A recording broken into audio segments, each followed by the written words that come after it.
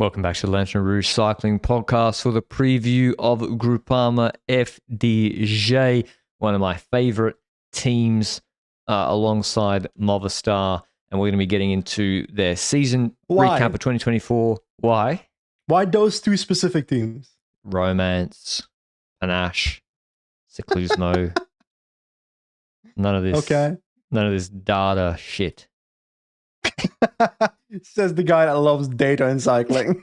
It's actually not true as well. Like these teams, there's always a misconception that these teams, they just literally like send the riders on their way each year to like have a crack. Like Movistar have data analysts and they're doing things properly as well.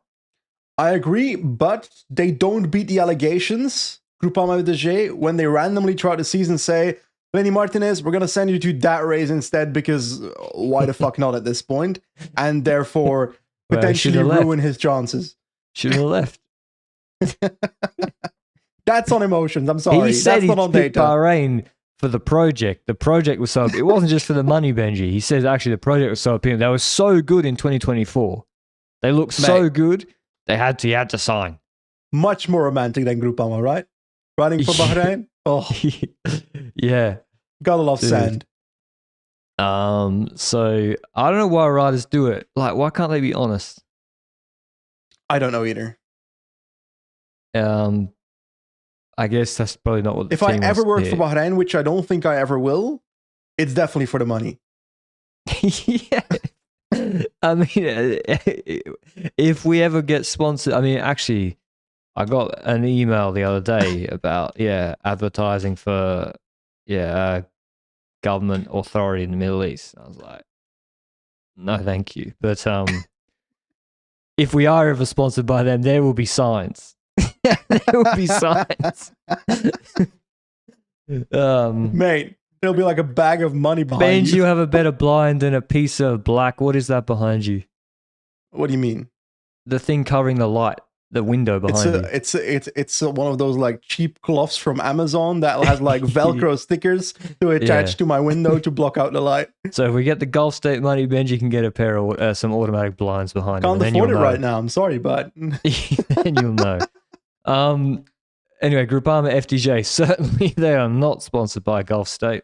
They're on the other end of the budget spectrum. And let's review their 2024 season, Benji, where once again, points-wise, they're absolutely fine.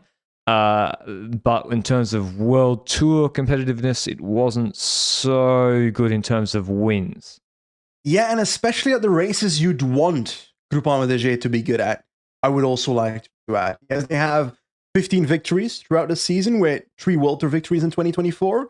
If you look at 2023, that's less victories in total. They went from 19 to 15, and they went from 2 World Tour victories to 3 World Tour victories. So 1 more than the year before.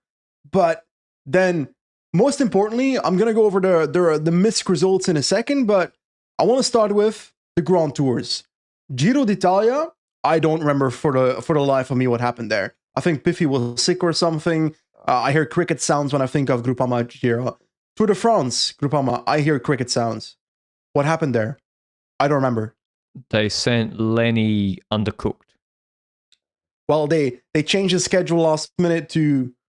Was it to make him look bad? Or what was the...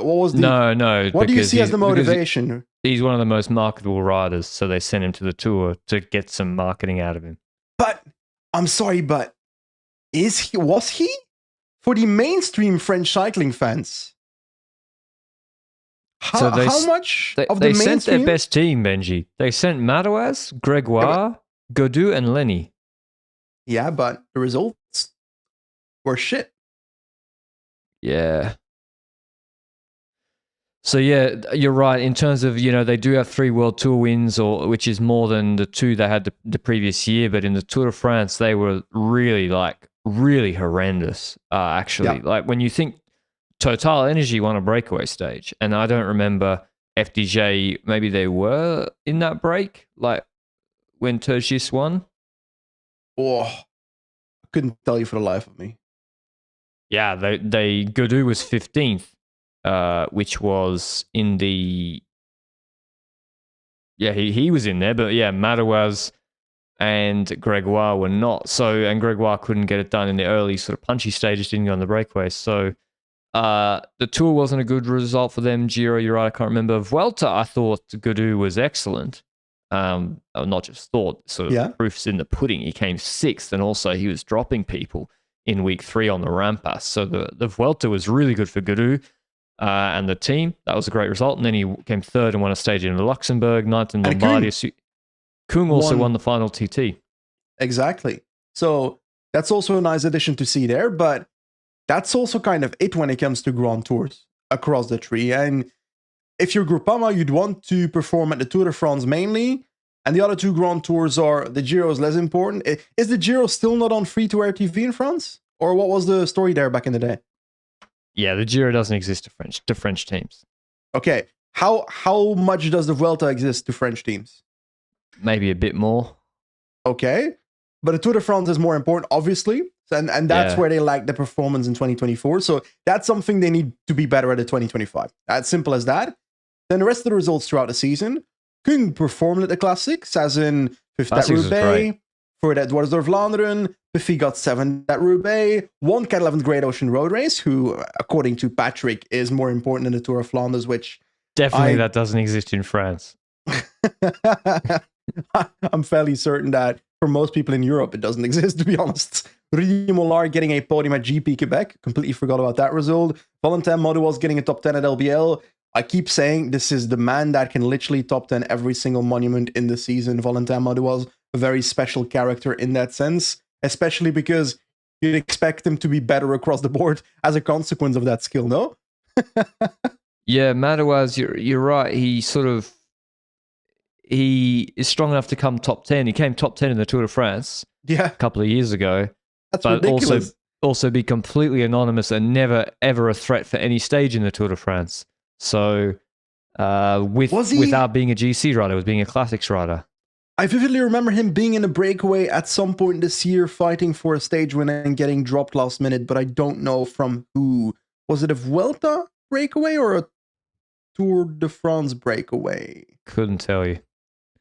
Couldn't tell you either. Gregoire was the big hope. He was 5th, won a stage of Basque Country, good in Polonia, but also I would say didn't really progress in the races I thought he would be good at, which is the punchy one-day races. So, for example, I mean, in the minor ones like Veneto, he was good, and Agostini at the end of the year, but Quebec, for example, you would think he'd be coming minimum. I mean, Teish Benoit is not more explosive than Romain Gregoire, and he came 4th or something in Quebec.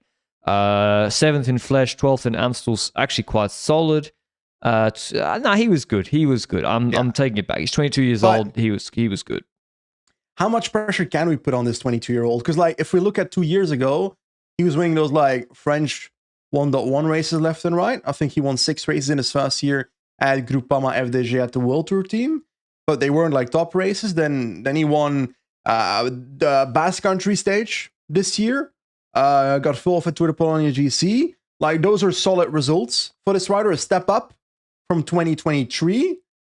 What is the next step? And then I'm pointing towards the things you're saying. Like, I want to see him be a little bit more prominent, where we see him more often throughout the season, more consistent fighting for stage wins.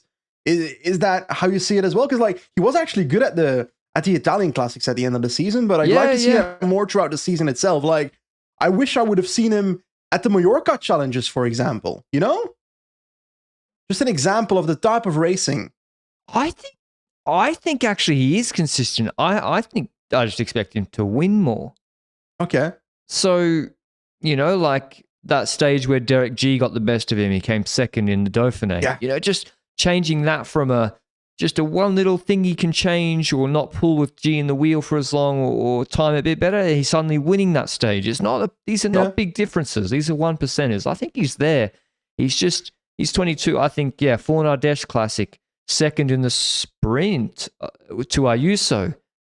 I sort of expect him to win that sprint. To become. Romain Gregoire wins the Amstel Gold Race. Well, that is scorching hot. He was 12th this year. just in the group behind.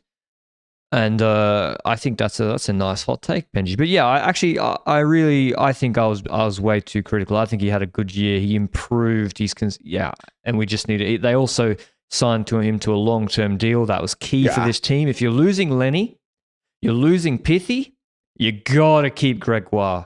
If they lost all three, that's disaster, nightmare scenario. They kept Gregoire.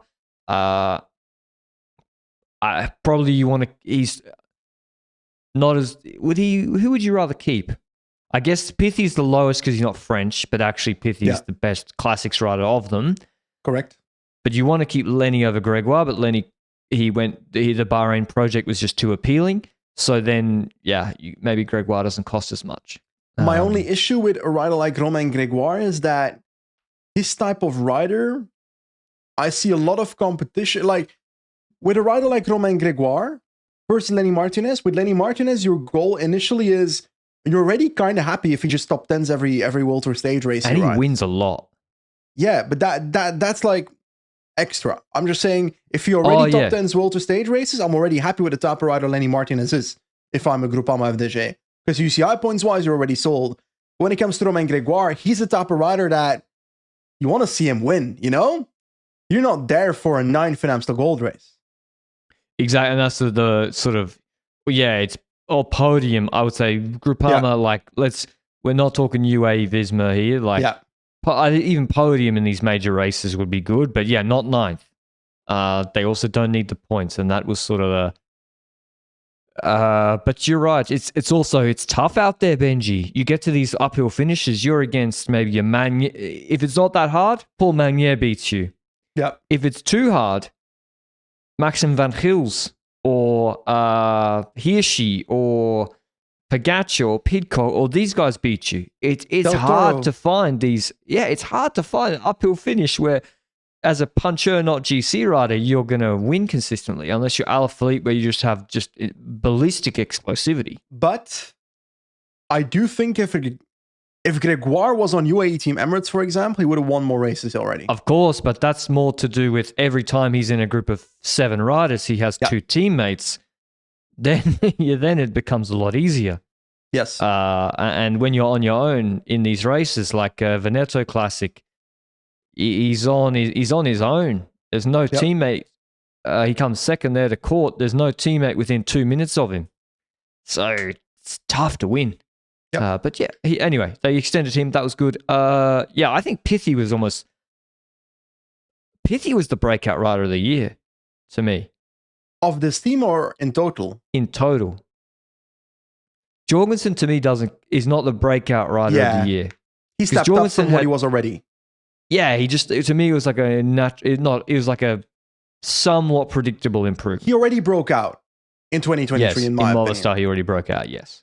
Facts. He came 5th in Paris-Nice. I'd also say Milan already broke out, even though Bahrain didn't necessarily use him. So I also don't see it there. Are we missing big names that we're not thinking of? But credits to FDJ. They had Pithy and unfortunately they just couldn't extend him, which that's tough. I feel bad for them, but I also understand why Pithy went to Red Bull as well. Yeah. So the outgoings. How would you evaluate this season overall? I would say it's a C+, Benji, because the tour was just too bad.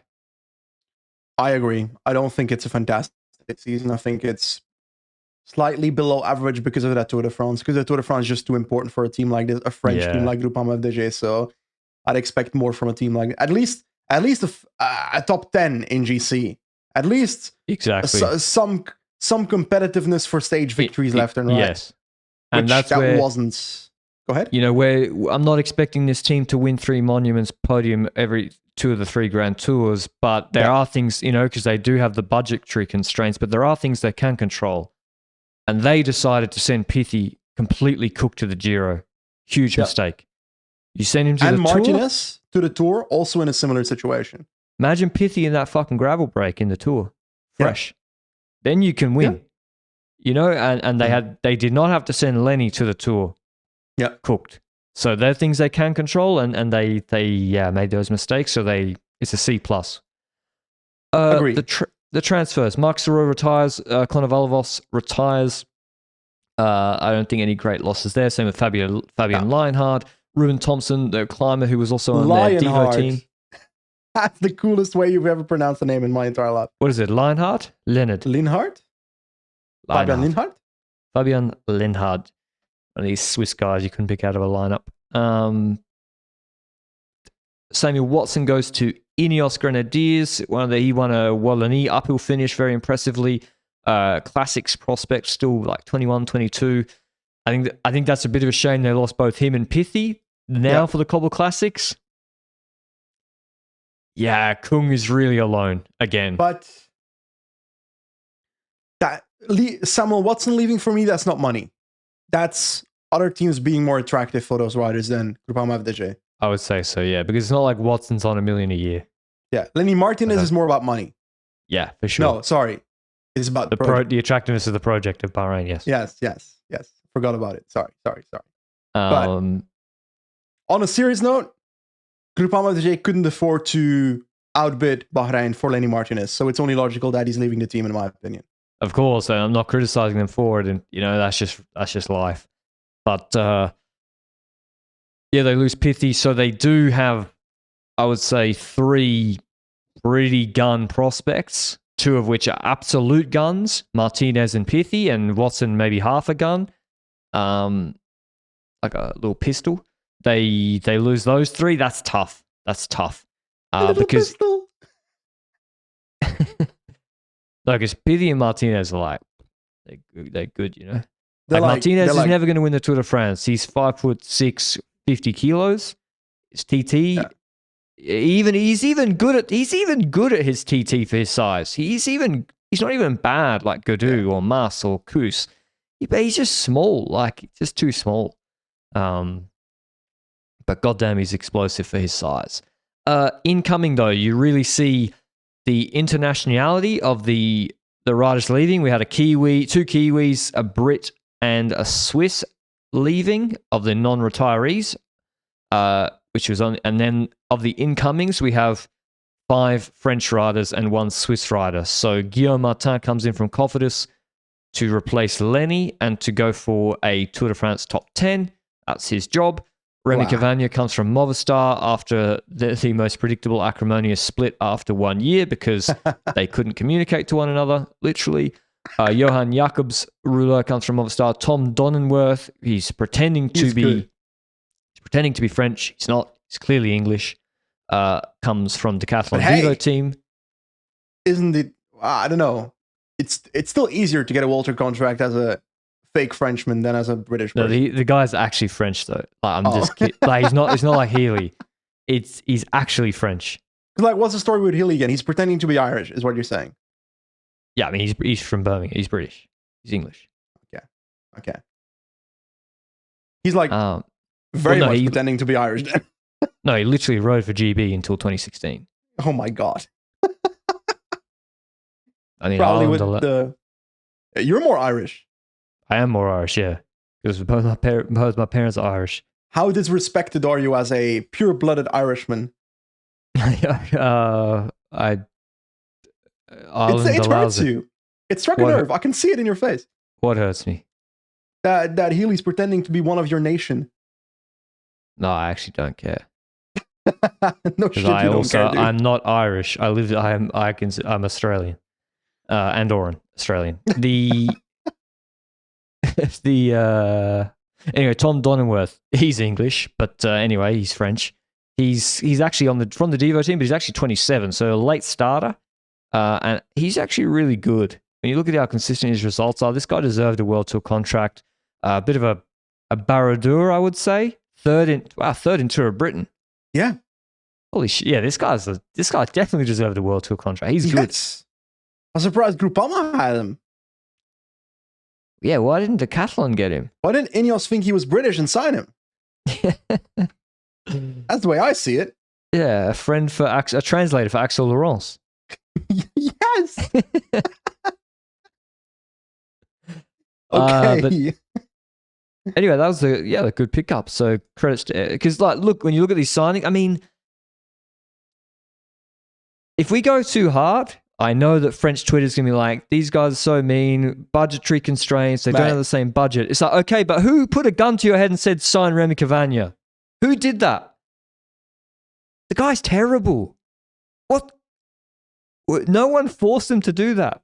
And then they spend the money on that. It's like, Guillaume Martin, I understand. You the French rider who could maybe come top 10 in the Tour. He can always top 15 any Grand Tour. Yeah, so that's valuable in my opinion. But what is Cavagna doing for you? He's not going to win a World Tour TT. Yep. French NCI TT, more chance to win. Okay. Yeah. I don't know. He's not a good classics rider. He can't sprint. He can't ride in the peloton. Can't win World Tour TTs. He's not very willing to domestique according to his previous teammates. According to the video footage, dude. Lascano bridged to him in E3 and he was in the breakaway. He refused to pull. Yeah, that was ridiculous. So, yeah. Wouldn't have done it personally. But anyway, Jakob Ziet, fine, just ruler. Clément Braz Afonso from CIC University Nantes Atlantique. What a name. I'm now going to open up his PCS to decide whether I like it or not. He's climber, no? I might. Yeah. La Planche de Belfier got fifth in Alsace. Yeah, there was a break there, though. That was a bit strange, that stage. There was a break before then. He already scored a top 10 at Tour de Deux, so he's that kind of rider where if he's already like close to getting 12 at Morbihan, getting 8 at Deux, getting 15 at Tour de Jura, it's not crazy for his 25-year-olds. Well, 25, I thought he would be younger actually. Dude, this guy, I know this guy. This is the guy they were calling Remy Rochas on the GP Marseillaise footage. And they were saying it's GP Marseille. And GP Marseille, they're saying it's Remy Rochas. I was like, can't be Remy Rochas. That's so mean. He's jet lagged from TDU.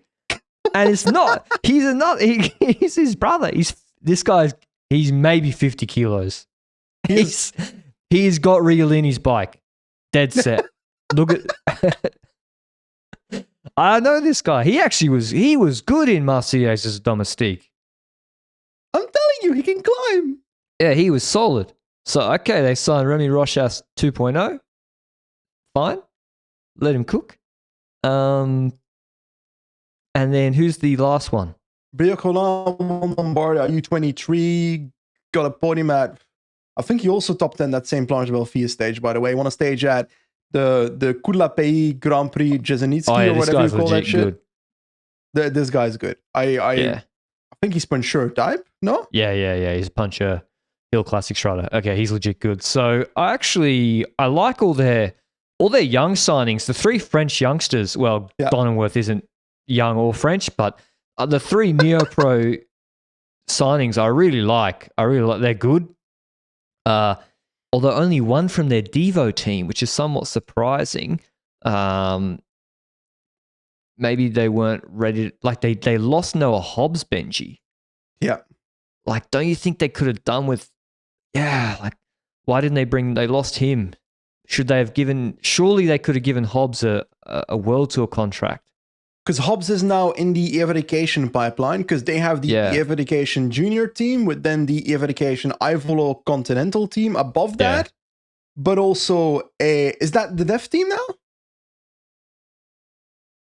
I don't know. What's the one that Barry was on? That's the junior team. Barry was on the Onto team, I think. Yeah. But it's not like Noah Hobbs got poached like Barron style to a World Tour team. Like, surely if you gave him a World Tour offer, even if he doesn't see himself long term at the team, you can get 3 years value out of him like you did with Pithy. So is he going to be the best? Would he have been the best sprinter ever? No. Is he a sprinter? Yeah. So he also won Alsace. I would have, if I was them, I would have tried to give Hobbs a World Tour contract, mainly because they're short of cash and Paul Penway's not that good and they don't have any other sprinters, so they need sprinters. You also hope that Lewis Bauer could become that in the next 2 years, I think. He's also on their Def team. He was leading out Hobbs, I think. Yeah. And then they got Ben Askey, don't know. So they did sign, when did they sign Matthew Walls? Oh, last year. Well, this year, no? No, last year, 24. Really? Yeah. He just But do he was nothing for all. he was actually good in TDU. He was like more competitive, 3 top Yeah. 10s, including the crits. So, but yeah, I think they should have gone for Hobbs. I forgot he existed for a year, but it's good that they have him now based on TDU. Yep. And that's why I thought they should have got Hobbs if they could have. But is this a net positive for the team? No. Like, Pithy, No. Martinez, Watson is so much better than what's come Yeah. in. I'm sure when you look at the accounting, the cost of what's come in, I mean, I hope it's a lot less. I don't even think so. I hope it's a lot less. I think it's a lot less than they would have had to pay for Martinez and Pithy to stay. But Martin is definitely on a lot of money compared to what you think. And Cavagna's on more than you think as well. Do you reckon Cavagna's on the same money as Pithy? When you include also, because Pithy might be cheaper for them because they don't have to pay French social security contributions. What do we see a Pithy being on 1.1, 1.2 million or more? I don't know, but it's possible that Cavagna's on the same money as him. Come on. Sorry, but I wouldn't pay more than €0 for Remy Cavagna. I was going to say 500K, but that's not fucking true. I wouldn't pay a dime for him. It's true. Because like he's going to be like, oh, I need custom TT bars. It's like, no, you don't. I'm sorry, but if he was a good domestique that is willing to work for riders, I'd be okay with it. But that is such that grinds my gear so much. It's not just that; it's also his willingness to work that I don't see. That's the problem. When you give a guy like a reasonable amount of money, when he thinks he's this level of status, and because you've given him that money, it kind of is saying he's that level of status. Anyway, it's what should they have done differently? It's easy to be critical, Benji. What should they have done differently? And I think we've just said it. The Guillaume Martin, I don't mind it, to be honest. Yep. I'll allow it. They have to have for the sponsor someone to T10 the tour, or at least go for it. Cavagna, I wouldn't have done. And Martin's also consistent, you know? Yeah, Martin also in one-day races is good as fuck. Like in hilly races, he is. No, Martin is a good rider. I just see him as a consistent top 15 rider in Grand Tours. And every single Grand Tour he comes to, he can top 15 when he comes out. So it's already better than anything they've had in 2024 in the Tour de France. So I see that as great. But like, who should they have signed instead of Cavagna then? Because let's say Alexandre Delettre. Wouldn't shock me if he's on more than 700K, to be honest. They should have got Delettre as well. He would have been a good rider for them. He went to Total. They should have gone for. Yeah, should they have gone for Valentin Paris-Peintre? Yeah. Quickstep ain't gonna pay millions for him either. So yeah, like it's not like he's unaffordable if Quickstep can pay for him. We all know Quickstep doesn't pay much. I kind of think he would have been, actually not a bad fit. And I don't think he did cost that much. But if you're a Paris-Peintre, I'm sorry, but Quickstep is it? Like, I would say it's still a more attractive team to sign for than Groupama-FDJ. But I'm not sure it's that much based on the last couple of years outside of Evenepoel. They probably should have tried to get Emilien Genier. He extended with Total. He's also just a super consistent. He's actually a really good rider. Genier. What's the other dude on Total Energy? Delettre, Genier, Bergadeau, Turgis. Yeah, but Genier is he's giving you coverage the whole year, top 10s in his missed races. Like Hugo Page wins. Yeah, he's good. But maybe he just wanted to stay with Total. Also, he looks like Xabi Alonso. Like if you see his PCS photo, kind of scary how close he looks like Xabi Alonso. A little bit. Could they have got Louis Barret? Could they have got Vincenzo Albanese? Louis Barret is not that interesting to me for them. I agree. So, but yeah, I'm just looking through. Should they can't get Baudin because he took Tramadol or got disqualified for Tramadol. Yeah, it's tough out there. And you stuff also- out there. Yeah. Okay. End of season Volcaland transfer.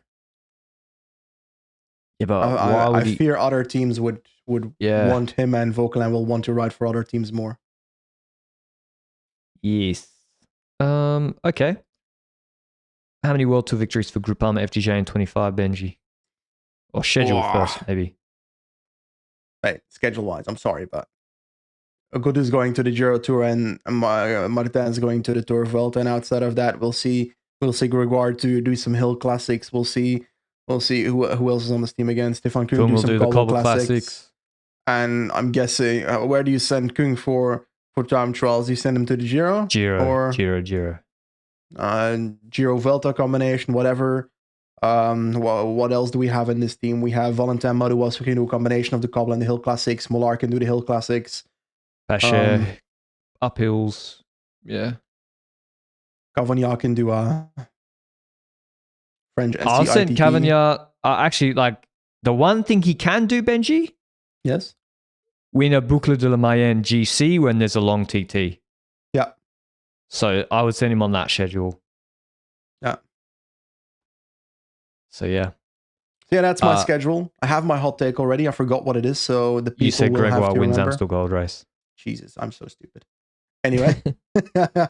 I'm hoping Gregoire has a really, really good year. I like him. He's a really interesting rider. My hot take is that Remy Rochas, Ooh. podium Strada Bianca. That is like the That's scorching hot. You've got mal takes, you've got hot takes, you've got lava takes, and this is like 10 times a lava take. And he will win a stage at Camino, and he will podium the Foyer stage in Algarve. I'm all in. I got to have solidarity with my short boys, my small boys, me, Remy Rochas, and Clement Braz Afonso. We got to stick together. So my hot take is Marc Madio retires at the end of the season. I think that's not a hot take. He seems. I feel bad for. Don't you feel like cycling is wearing him down? I'm sorry, but I'm not particularly invested in feeling for. I don't think there's a single team manager in the entire World Tour that I would like to have a drink with.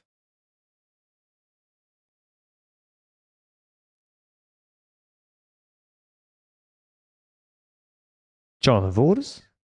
No fucking way. I'd rather drown in my drink. Dude, I would. Are you kidding? Eusebio? You wouldn't want to go to Tapa Spa with Eusebio? Get some Lariat, get some red wines in? I've got other things to do. No, Benji, you need to have a good time. Post Vuelta celebration when Enrique comes second by 3 minutes but looks kind of good on a few stages. Get the red wines in. I wouldn't want to have a drink with him, but I think Gerchilana or whatever his name is from Little Trek seems to be the most down to earth team manager in the peloton. I'm trying to think of teams.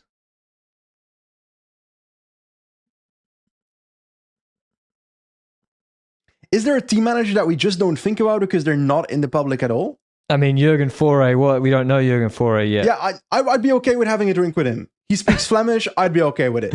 That's good. And yeah, I'm okay with that. I would love to get a drink with Vinokurov. Oh, I'd love to do a sit down long form interview with Alexander Vinokurov.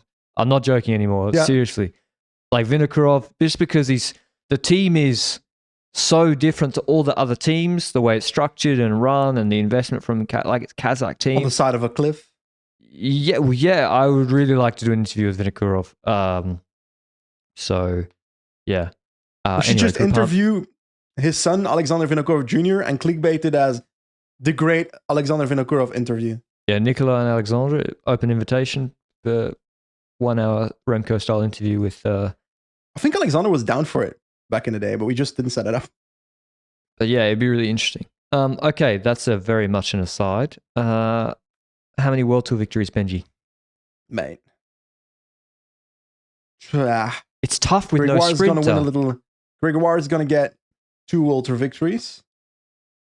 Godus is going to get 1. Stefan Gung is going to get second at every time Trolley does. 3 Walter wins again. I'm going with 3 as well. Following your logic. And we've done our hot takes. Remy Rochas, the GOAT. I would like to become... I'm beginning the small man, like not fan club. It's like a community group. And it's got Rochas, me, Afonso. It's got Cepeda, the smaller Cepeda, the EF Cepeda. You have meetings like the AA or... Yeah, we have meetings like, okay, boys, the crosswind stage coming up. We've got to contact the CPA and say this is dangerous. And we need to cancel in a this Telegram chat. Yeah. And even like, yeah, Nordhagen, I don't know. We got to see if he's allowed in. We got to see. If he's too good on the flat, then I'm afraid you're not allowed in. You have to be. Which tall rider would fake being a small rider at your meetings to avoid crosswind stages? Which tall rider would fake? Oh, Mikkel Bjerg. Mikkel Bjerg, he wants to be in this club. He wishes he was 165 centimeters. He never made a front echelon in his life, that guy. All he dreams about is pulling on Jabal Jais and your feet. He can't ride in the heck. Yeah, he would like to be in our group. But unfortunately, you can't because you're not as short as us, Mikkel. Yeah. Well, I'm not welcome either. You're definitely not welcome. You're like over 190. Luke, any Dutch or Belgian people? Jana Widar, we'll see. Jury's out. Jana Widar, you might be allowed in. Luke and I are starting a group against mountain stages. Exactly. And then that's called the Giro in week 2. It's called Adam Hansen when he gets out of the car in Italy, when he's had a bad night's sleep in the hotel RCS gave him. Like, fuck, is that a bit of the humidity over 25% today? Better cancel it. Alrighty. This is the I think we should stop here. End of our Groupama-FDJ preview. Hope you enjoyed it, and we'll see you in the next one. Ciao.